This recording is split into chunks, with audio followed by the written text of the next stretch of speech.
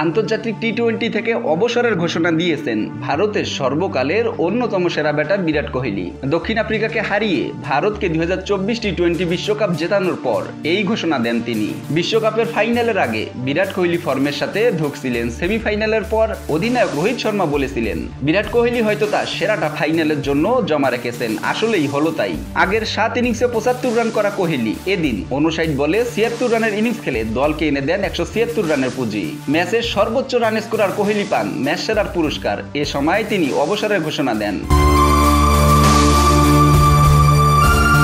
প্রথমে বিরাট কোহলি জানান এটাই ছিল ভারতের হয়ে তার শেষ টি-20 বিশ্বকাপ। খানিক পর জানান ভারতের হয়ে শেষ আন্তর্জাতিক টি-20 ম্যাচটি খেলে ফেলেছেন তিনি। কোহলি বলেন এটাই আমার শেষ টি-20 বিশ্বকাপ ছিল। আমরা ঠিক এটাই অর্জন করতে চেয়েছিলাম। রান কখনো হবে না, সৃষ্টিকর্তা মহান। একদিনেই পারফর্ম করলাম আর সেটা কাজে এলো দলের। এটাই ভারতের হয়ে আমার শেষ টি-20 ম্যাচ। চেষ্টা করেছি দলে যতটা সম্ভব অবদান রাখা। শিরোপা উঁচিয়ে ধরতে চেয়েছিলাম। পরিস্থিতিকে সম্মান দেখিয়ে খেলার চেষ্টা করেছি।